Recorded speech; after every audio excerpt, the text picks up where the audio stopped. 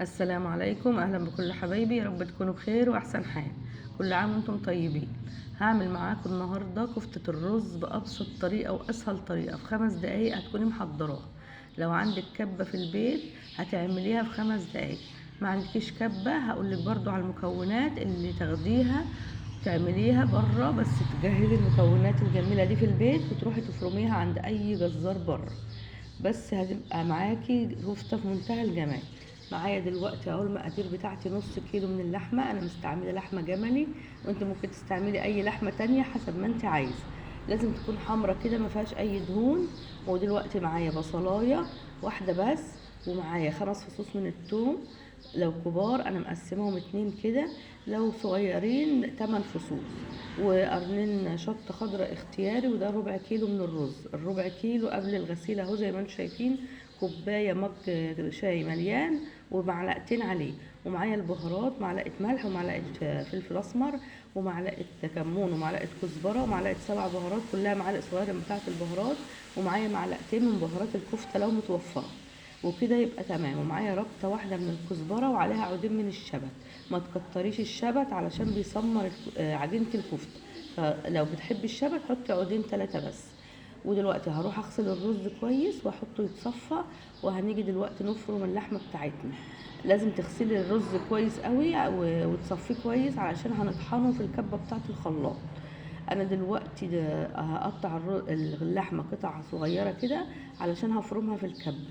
لكن انت ممكن تجيبيها لحمه مفرومه عادي خالص جاهزه يعني الجزار يفرمها لك، او تعملي الكفته كلها عند الجزار عادي حسب ما انت عايزه. لو انت ما عندكيش كبه جهزي المكونات بتاعتك وروحي اقطعي اللحمه وافرميها هناك. خلاص كده قطعت النص كيلو اللحمه بتاعي قطع كده متوسطه. وهجيب الكبه بتاعتي هفرم فيها اللحمه. تاخد وش كده الاول لوحدها قبل ما افرمها مع باقي المكونات. زي ما قلتلك ممكن تجيبيها مفرومه جاهزه وتعمليها في البيت، او ممكن تفرميها عند الجزار عادي جدا. زي ما انتم شايفين كده انا فرمتها اهوت فرم ناعم.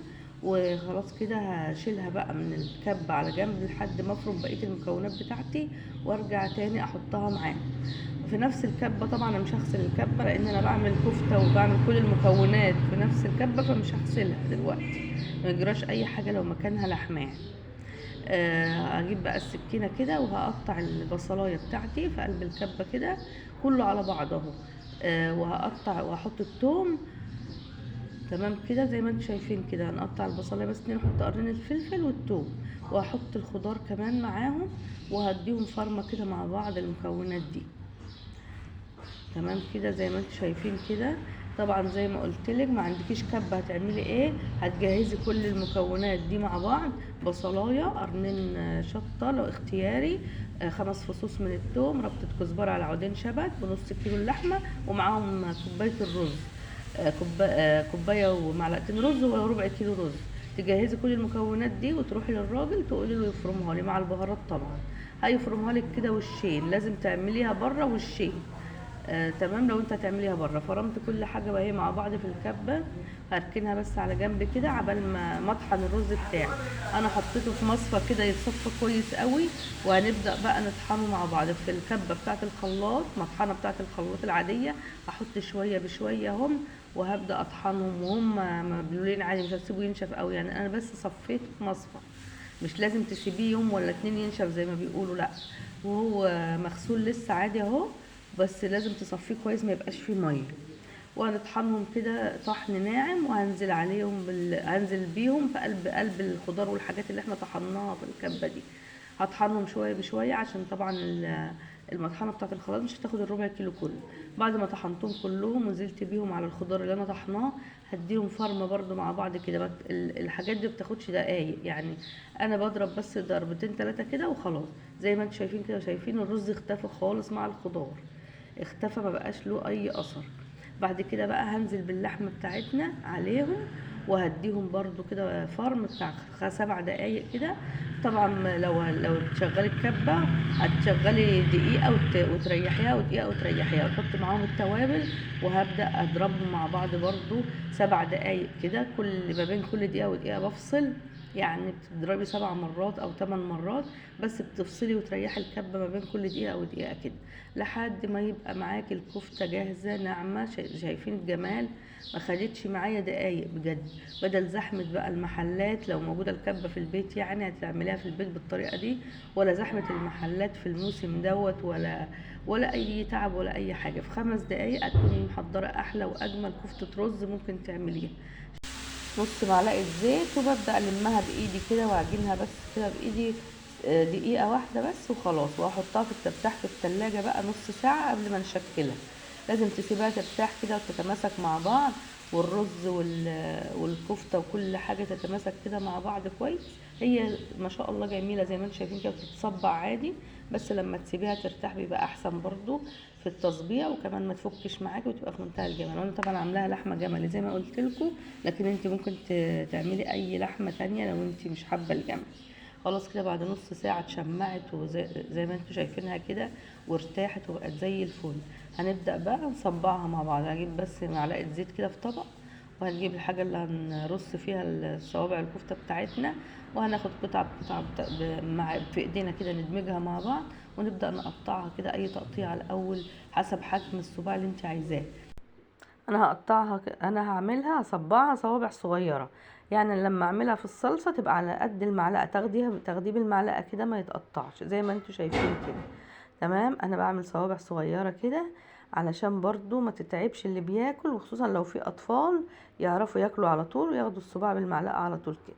تمام، بتاخدي القطعه اللي انت قطعتيها دي ما بين صوابعك كده وتلفيها وزي ما انتوا شايفين كده، وتظبطي الصباع وتساوي برضو الحروف كده من هنا ومن هنا، ويبقى جاهز معاكي احلى واجمل صباع كفته. تصبعي بقى كل الكميه بنفس الشكل اللي انت عاملاه ده. بتاخدي قطعه بتقطعي بقى قطعه، ولو انتوا بقى عامله كميه بقى طبعا بتقعدوا مع بعض كده كعيله وتصبعوا كل الكميه مع بعض، وبألف هنا وشفا.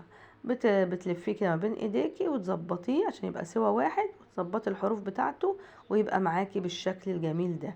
احلى واجمل صوابع كفته ممكن تعمليها.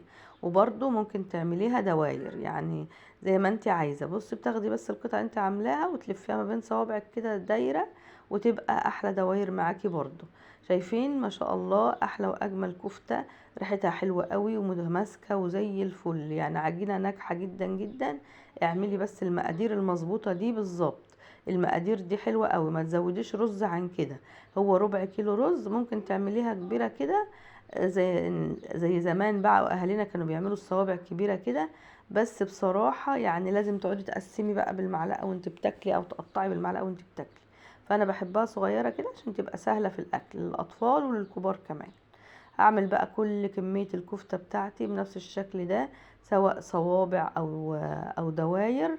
اعملي كل الكميه بتاعتك، وان شاء الله هتطلع معاكي احلى كفته ممكن تعمليها. اعملي بقى زي ما انت عايزاها بقى، ممكن تعمليها وتقليها كلها وتسيبيها في اكياس في التلاجة، ووقت ما تحب تطلعي في الصلصة تعملي الصلصة بتاعتها وتطلعي. خلاص كده انا صبعت كل الكمية بتاعتي، هروح اقليها بقى زيت سخن على النار، وهنبدأ نقلي. هنعمل الصوابع لوحدها والدواير لوحدها علشان يطلع كلهم لون واحد وسوا واحد. يعني لما تعملي الصوابع لوحدها والدور لوحدها تعرفي لما تقلبيهم كده يطلعوا لون واحد ويطلعوا مستويين. بس اهم حاجة حمري الكفتة كويس قوي علشان لما تيجي تنزليها في الصلصة ما تطرش بسرعة وتبقى طرية. وكمان لما تحمريها كويس قوي تعيش معاكي لو انتي مش هتحطيها في الصلصة دلوقتي وهتسيبيها متحمرة شوية. يعني لما تحمريها كويس كده وتحطيها في اكياس في التلاجة بعد ما تبرد طبعا، هتفضل معاكي فترة كويسة في التلاجة، مش هيجرى لها اي حاجة لحد ما تيجي تاخديها وتحطيها على الصلصة ان شاء الله. بعد اول ما تبقى اللون ده زي ما انتم شايفين كده بتطلعيها. التحمير بيحافظ عليها ويخليها تعيش فترة طويلة وهي متحمرة كده. طبعا انا بطلعها في مصفى عشان تصفي اي زيت زيادة فيها، ونبدأ نحط بقية الكمية بتاعتنا ونحمرها بنفس الطريقة بالشكل الجميل اللي انتوا شايفينه ده. ما شاء الله. طبعا الكفتة دي بقى من الاكلات بتتخطف كده وانت بتقلي، يعني طعمها فيه كتير بيحبوها جدا وهي سخنة كده وطالعة من الزيت.